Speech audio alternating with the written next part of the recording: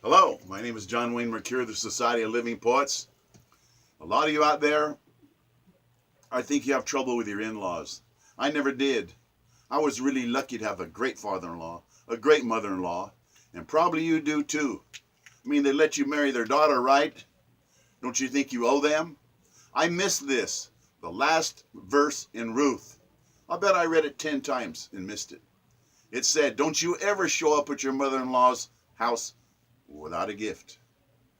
And I do that with a lot of people now, the postman, the upsman, the whatever it is. I think they've done a good job. I'll give them a little present. But I gave my mother-in-law a lot of presents before she died. Why? Why not? To honor people, to respect them, to say, hey, I appreciate you. Thank you for letting me into your family. And this first sonnet I'm going to read here, sonnet number 131, is one of my heroes, Captain James Leo Widger. He was my father-in-law and a really good guy, and I want to honor him. Maybe some of you should honor some of the people in your family, don't you think? Don't you think you owe them some kind of something in writing? To my hero, Captain James Leo Widger.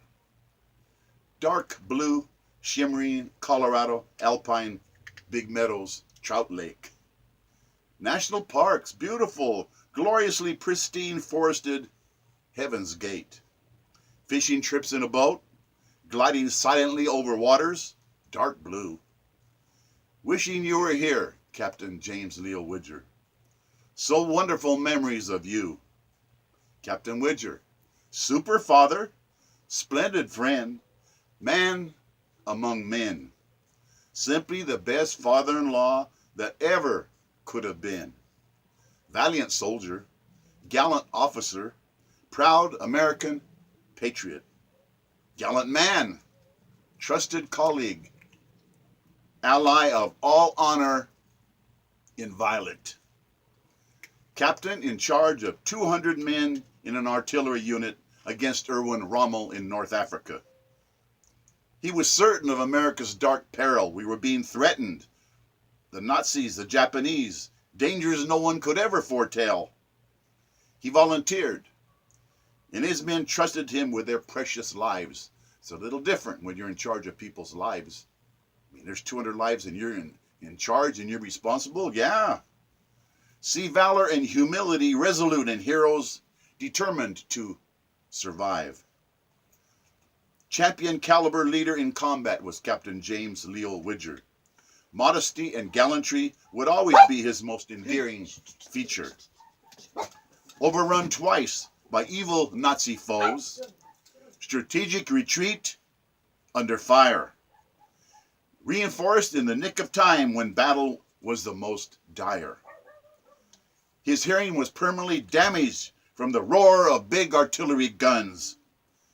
This impairment never was really complained of or ever really known. He didn't make an issue out of it that he was almost deaf. He used to proudly tell me his wife was better than Betty Grable. He used to say, thinking of her made war so much more endurable. After the war, he was just so happy to be alive with his family. Master of his dear family's domain. Best father he could be. Smiling, happy, great teddy bear of a man. Splendid husband. Endearing dad. Superb companion.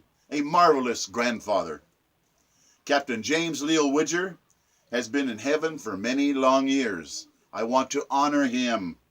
Captain Widger, we all miss you with rivers of endless tears.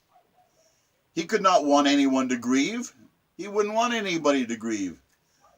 He'd want them only to weep tears of happiness, to have seen such a wonderful human being's lifetime success. My hero, Captain James Leo Widger, may the Lord reward you well. Heavenly skies, lush green meadows. He really liked Alfred Lord Tennyson's Evening Bells.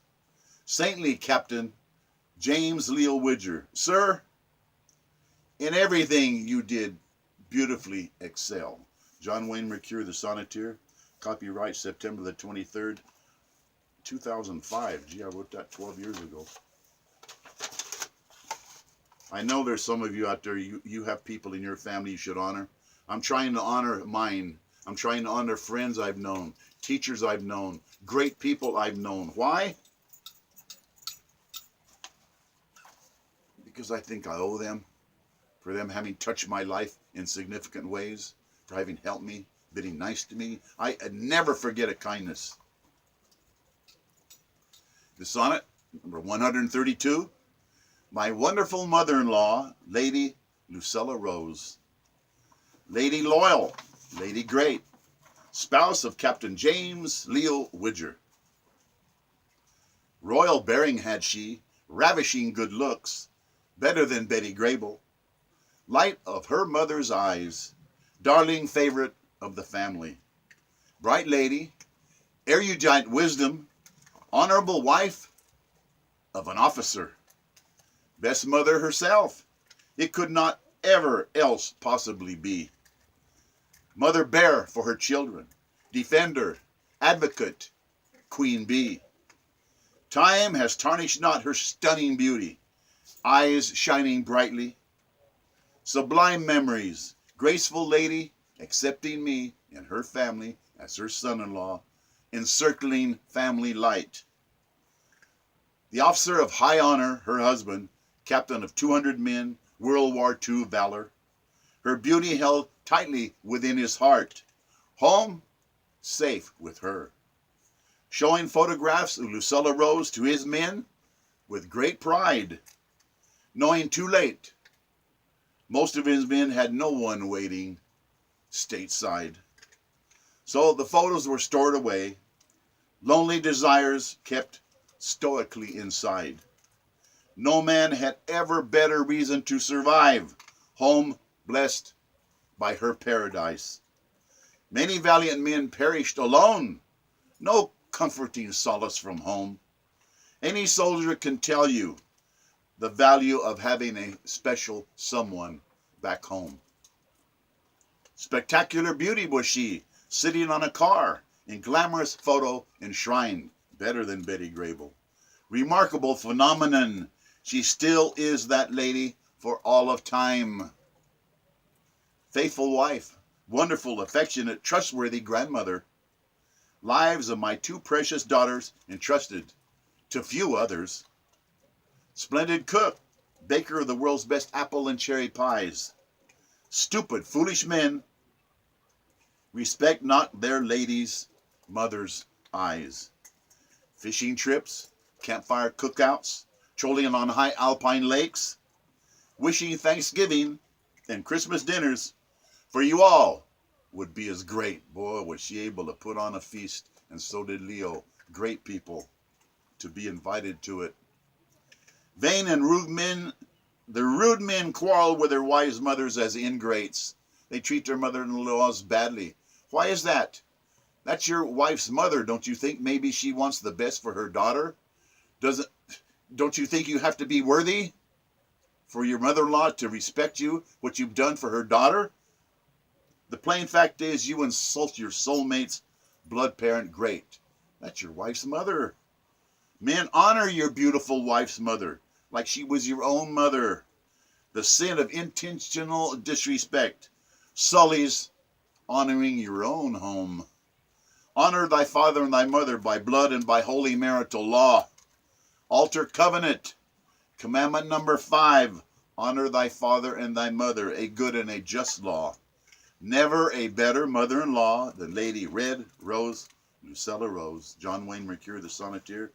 Copyright September the 25th, 2005. Gee, I wrote that 12 years ago, too.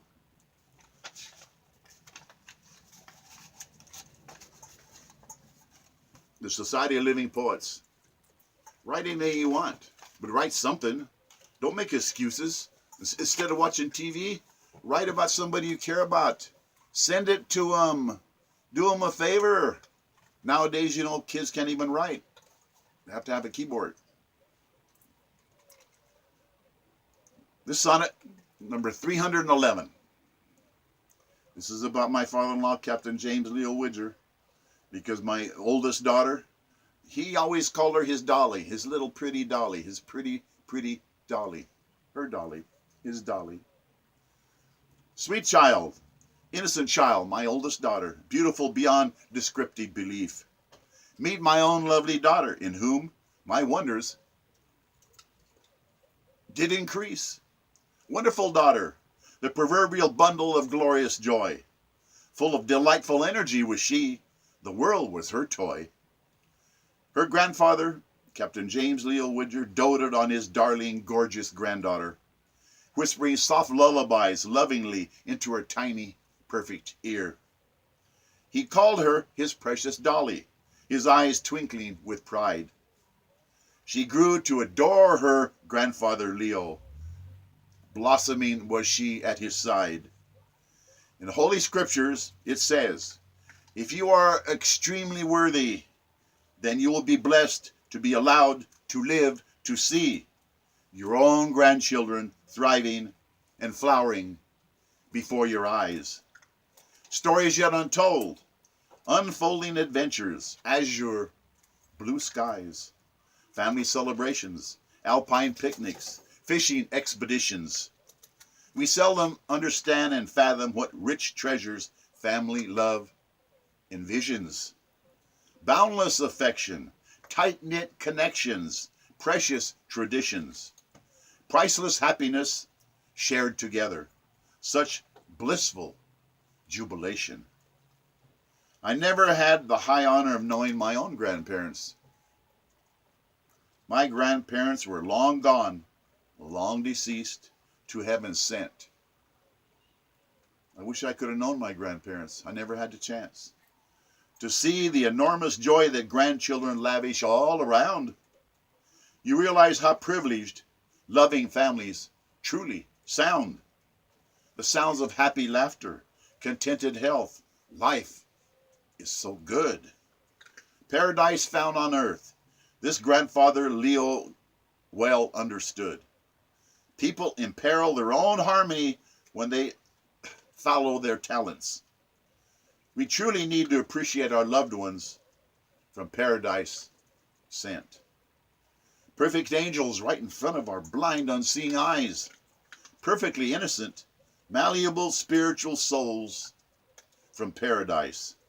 Loving grandfather Leo's nurturing, guiding traditions were exciting, knowing where families rank up at the top, above all other things existing. Familial love, familial connections, familial history. Captain James Leo taught me the honor of being a grandfather, man of integrity, man of courage, gentleman like no other, understanding his granddaughter as his Dolly.